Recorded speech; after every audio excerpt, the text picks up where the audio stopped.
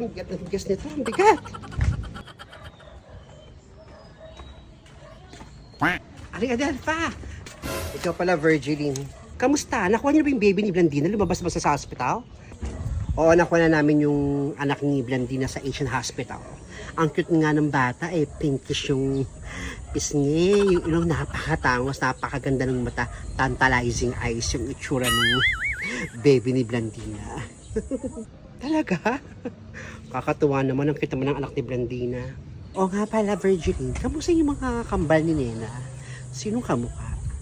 Ay naku, okay lang din naman yung anak ni Nena. Ang cute nung kambal, ang tangos ng ilong, ang pupula ng mga labi, ang kikinis ng mga paa. Nakakatuwa kasi ang kikinis at ang puti din ng mga anak ni Nena. Talaga maganda rin. Parang hindi ako naniniwala sa mga sinasabi mo, maganda rin yung anak ni Nena. Si itsura ni Nena parang hindi ako maniniwala sa mga sabi mo.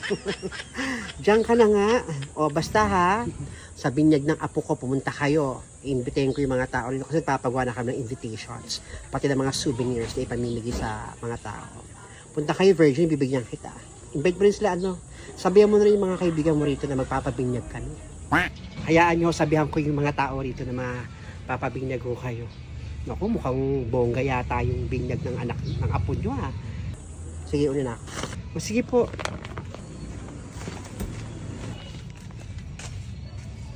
Napakayabang ni Aling Adelfa. Akala mo naman bagay sa mukha niya. Nak! Pasok mo nga itong bigas dyan. May pupuntahan lang ako.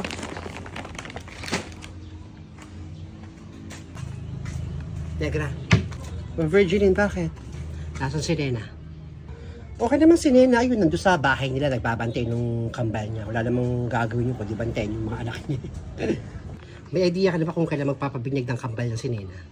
Ay, Virgiline, wala pa akong idea kung kailan magpapabinyag yan si Nena. Tsaka, wala naman pera yung babae yan para isipin pa yung ganyang bagay. Malamang baka matagalan pa. Wala pa. Kasi nakasalubong ko tong si Aling Adelfa, niyayabangan ako. Magpapabinyag na ng bonggang-bongga to si Blandina sa anak. Ha, talaga? Bakit? Nakalabas na ba yung si Blandina sa hospital? Nakuha niya na yung anak niya? Oo, nanganak na raw. At galing pang Asian Hospital. Sa mamahaling hospital pa dyan sa may Everest, sa may Alabang. Ang bongga kung tagang doon pa siya nanganak. Mamahaling hospital, yung Asian Hospital na yun. Naku, dapat gumawa tayo ng paraan. Isabay natin yung binyag ng kambal niya sa binyag ng anak ni Blandina. Para malaman natin kung sinong pupunta doon. Nang sa ganun, ganito. Aalamin ko kung kailan yung binyag ng anak ni Blandina. Doon din natin bibinyagan yung anak ni Nena. Nang sa ganun, pag nag-invite si Aling Adelfa rito, walang pumunta, dito lang tayo kay Nena. Kailan mo kung wala pang pera si Nena, anong plano natin, Negra? Tayo na magplano. Mukhang wala rin namang pera si Nena, tayo na magplano, mga kumari na. Naku, mukhang gusto ko yung idea mo. Tama yun. Alamin mo muna kung kailan bibinyagan yung anak ni Blandina. Gagawin natin yan. Pang-asal lang yan kay Aling Adelfa. Medyo mayabang din yung babae niya. Akala mo siya yung magpapabulig at akala mo siya yung akala mo siya yung mayaman. Wala akong pera, pero sige. Gagawa ko ng prakait, may sagot ako isang potahe. Saka na lang yung isang kalderong minudo. Basta sa'yo minudo ha. Pag nakita yung mga kumara natin dumaan dito, yung mga close kay Nena, kausapin na natin. Para kahit papaano alam natin kung ano yung kanilang isi-share. Ha? Sige, gagawin ko yan. Lahat ng mga dumadaan ng close ni Nena, talungin natin kung yung ambag. Sasabihan mo na. Babay na. Basta ako. O sige na, ako na bahala. Lahat ng mga kaibigan natin, tatanungin ko para mapabinyagan na rin yung kambal ni Nena. Sorpresa natin sa kanya. Sige na. Ingat. Pag may dumaan dito, tatanungin ko na. Pero dapat makita ko si Wanda. A few moments later. Wala pa lang naman itong tindahan. Hoy, Marcel, ka nga pa rin. O bakit, Negra? Saan ka pupunta? Punta akong palengke, bila akong ulam. Palengke, sabihin ako sa'yo. Nagpunta dito si Virgiline, nagsasuggest kung pwede daw sopesahin natin si Nena para mapabinyagan yung anak niya. Ano, gusto mo ba? Aba, syempre, sali ako dyan, no? Mahal ko yung si Lena, friend ko yan eh. Buti naman, anong sagot mo? Ang sagot ko isang kalderong kare-kare. Taray isang kalderong kare-kare. Sige. Ikaw ano? Negra, anong sagot mo? Sabi niya Nena. Ako? Siyempre, sagot ko rin yung mga kakanin. Akin kakanin, siyempre. Taray, kakanin. Mahal din ang kakanin, ha? Ayan na, basta siyo kare-kare, ha? Marsa. Oo, basta kare-kare ako. Sige, dyan ka na. Pumunta pa akong palengke tanghali na. O sige na, salamat. Ingat ka papuntang palengke. Sino ba kayong dadaan dito? Pwede lang muna tayo. Hoy, Daddy Finger! Saan pupunta? Punta ako dyan kay Nena. Dalawin ko yung kambal. Kaya muna sabihin ako sa'yo. Huwag ka lang muna pumunta kay Nena. May sabihin ako sa'yo. So, presahin natin si Nena kasi nga kami ni paring si Virgiline nagbabalak na pabinyagan na yung kambal. Ikaw, sa tingin mo, anong isasagot mo doon sa binyag ng anak ni Nena? Ganun ba? Sige sa akin na pansit. Pansit? Ilang kilo?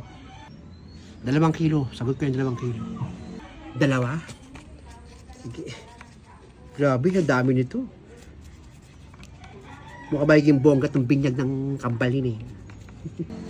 Siyempre, gawin natin bongga itong binyag ni anak ni Nena. Huwag ka na munang pumunta doon kay Nena. Busy pa alaga ng anak niya. Ha? Bakit? Ganon? Maglibot-libot ka na muna. Punta ka doon sa ibang lugar. Kasi sige. Doon na ako pupunta. Salamat, Daddy Finger, ha? Menudo, kare-kare, kakanin sa akin, and then pansit, dog ng putayo. Sana dumaan si Wanda.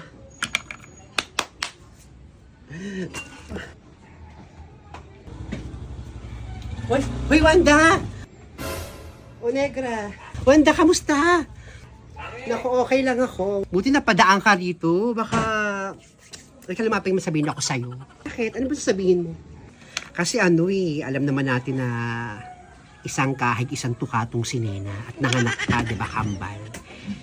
Alam naman natin walang pera yan si Nena. Nagpaplano kasi kaming magkakaibigan tayo na kung gusto mo, sumali na tayo na magpabinyag dun sa anak ni Nena kung carry mo. Sige. Yun lang pala. Bakit? Ano pa bang kulang sa putahe na ibibigay natin sa binyag ni Nena? Kasi ang sagot ni Virgiline, menudo, kare-kare kay paring, sa akin kakanin kay Daddy Fingers, 2 kilong pansit. Ikaw? Ganun ba? O sige, ganito na sa akin. I think sa akin yung dalawang buong lechon. Talaga? 2 buong lechon? Totoo ba yan? Oo naman, totoo yan, Negra. Ano ka ba? Naku, Wanda, kaya blessed na blessed ka eh. Naku, nakakatuwa naman. Ang bongga nito talagang, basta ninang ka ha. Ako nakukuha, basta ninang tayo ng mga anak ni Nena. Ako nakukuha. Then, kinukuha katang ninang ng mga anak ni Nena. Ang bongga. Salamat, Wanda. Yun lang ba? Dalawang buong lechon? Bakit kulang pa ba, Negra? Gusto mo ba gawin kong 4 na lechon? Ay, joke lang. Tama na to. Okay na to. Salamat, Wanda, ha? Talaga. Sige, dyan ka na muna, ha? Punta pa kasi ako ng Mall of Asia, eh. Bibili ako ng stockings ko. Sige. Taray ni Wanda. 2 buong lechon.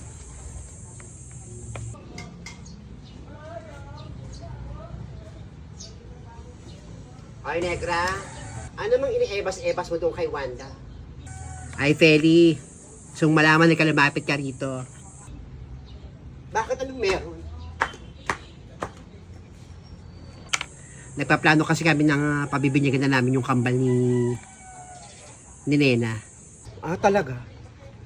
Bakit naman ginagawa yan, Negra? Ay, nako. Kaya namin to ginagawa. Kasi to si Aling Adelpa nagyayabang dito na pabibinyagan na raw yung apo niyang anak ni Blandina, bongga daw. Balak namin na na isabay ito doon sa binyag na gaganapin sa anak ni Blandina para walang pumunta kapag mag-invite dito. Sali ka? O naman sali ako. Baka meron kang sagot doon sa kambal ni Nena. Sa akin yung mga balloons at mga cakes. Mga party needs dyan. Ako na bahala. What? Sa'yo na yung cake tsaka mga balloons? Sige. Thank you, Feli, ha. Ipansusupal-pal natin to kay Aling Adelfa. Masyadong mahangin, eh. Kala mo nasa ibabaw ng para lumagapak. Oo, pansusupal pa natin kay Aling Adelpa. Kapag napunta siya rito, ipamumukha ko sa kanya to. Salamat ha, Feli. Naka na muna, Nena. Ako, maaasahan tayo mga tropa ni Nena. So kayo pwede pa mga maginino. Ay, si Kapitan. Punta ako si Kapitan.